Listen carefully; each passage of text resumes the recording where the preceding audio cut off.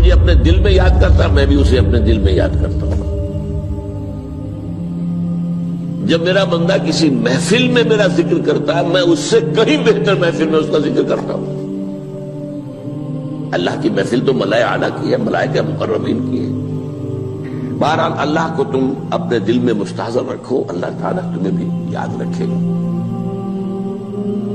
دوبارہ فرمایا احفظ اللہ تجدہ امامک تجاہک،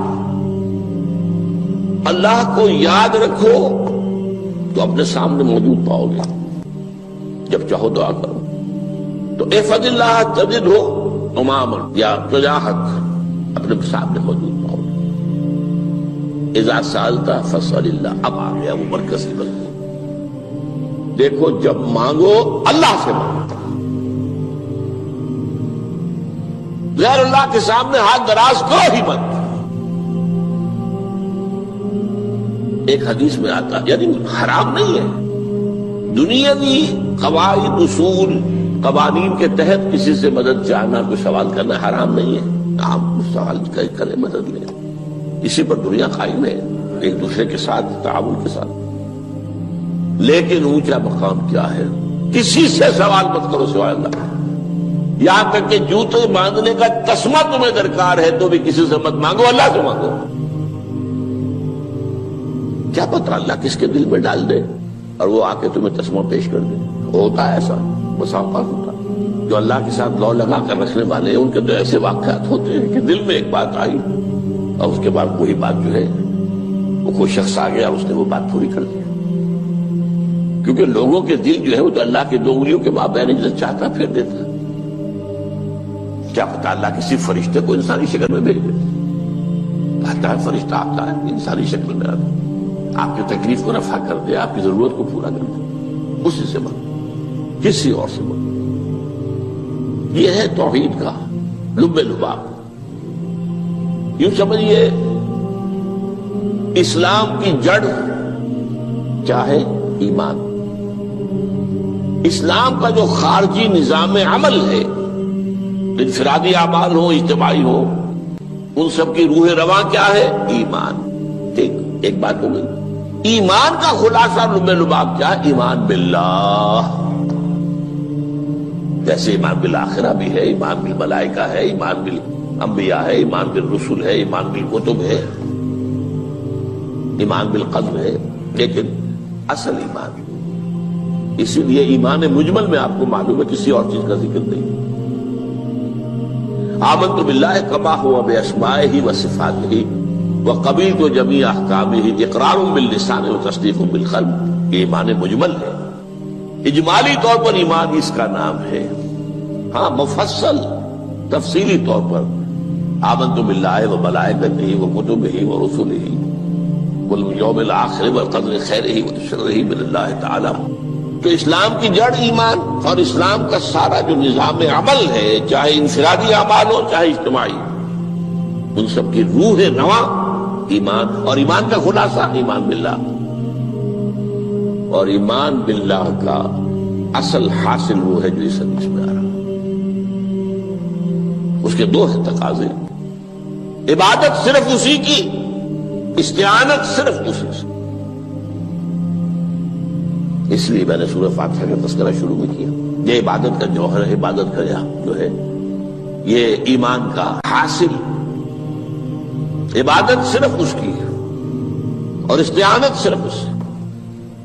استعانت ہی میں سوال بھی آ گیا، یہ بھی مدد ہے۔ آپ کسی سے کچھ مدد مالی چاہ رہے ہیں یا کوئی اور مدد چاہتے ہیں، کسی کام میں مدد چاہتے ہیں، جیسے میں نے کہا تھا کہ سفارش کرانا چاہتے ہیں، یہ بھی مدد ہے۔ وَإِذَا اسْتَعَنْتَ فَاسْتَعِنْ بِاللَّهِ، اور جب مدد مانگو صرف اللہ سے مانگو۔ اور وہ سارے الفاظ یاد کر لیے، استدعاء، استعانت، استغاثہ۔ یہ جو غوث اعظم سے استغاثہ کیا جاتا ہے تو شرک ہے، استغاثہ اللہ سے، دعائی اللہ کی۔ اس اعتبار سے استمداد، استعانت، استدعاء، استغاثہ، یہ سب اللہ سے، صرف اللہ سے۔ عبادت صرف اللہ، ایاک نعبد، اور استعانت صرف اللہ سے۔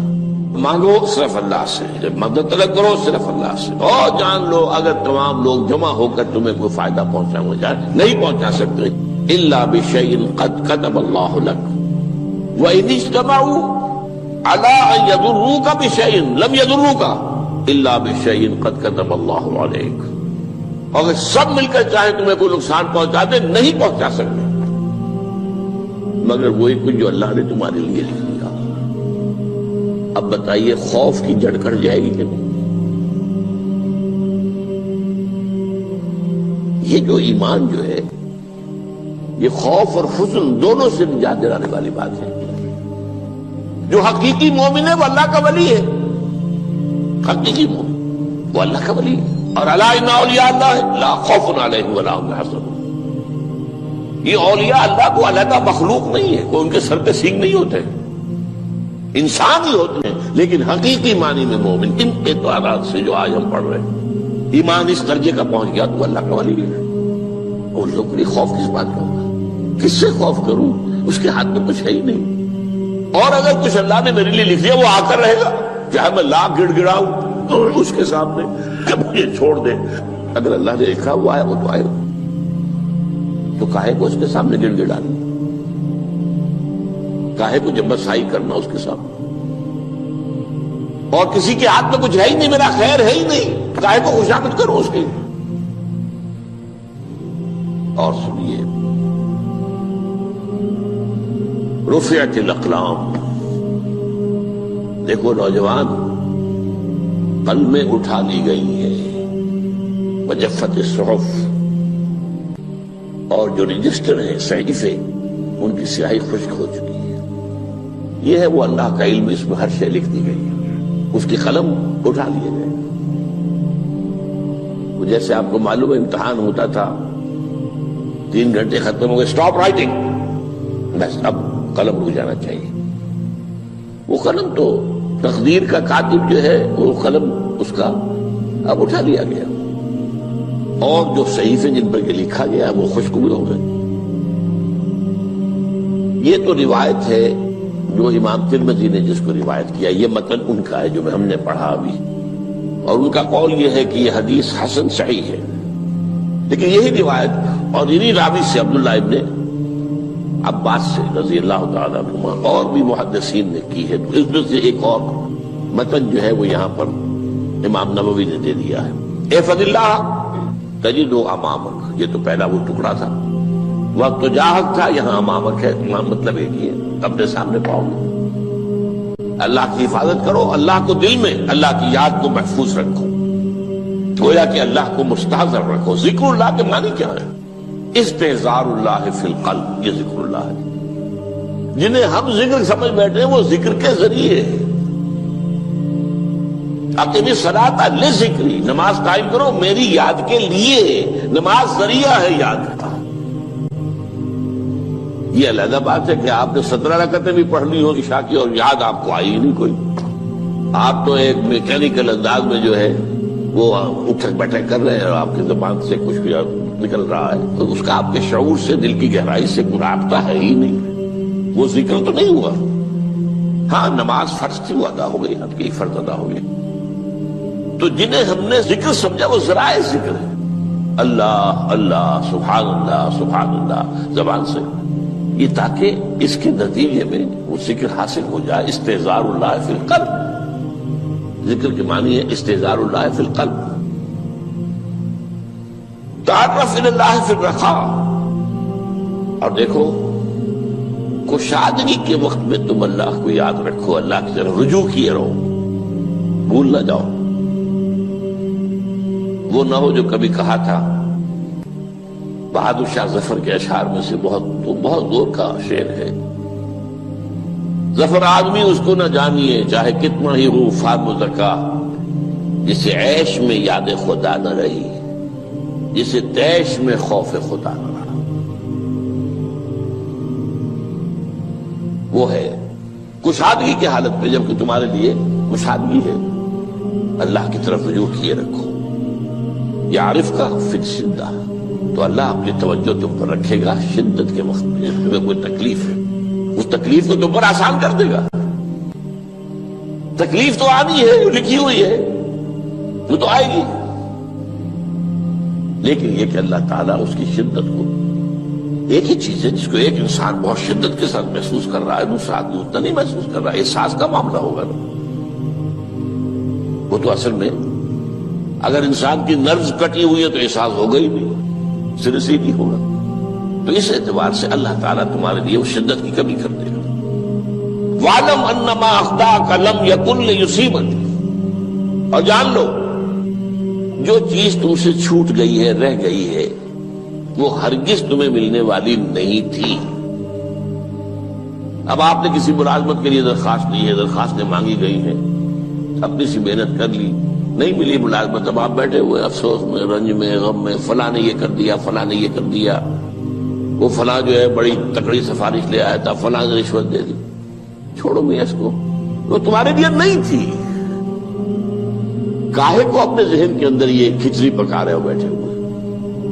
خواہ آپ شاید سوء ظن میں بھی مبتلا ہو رہے ہو، کسی نے نہ رشوت دی اور آپ سمجھتے ہو کہ رشوت دی ہے اس نے۔ یہ ساری چیزیں جو ساری سیئات، ان کی جڑ کٹ جائے گی۔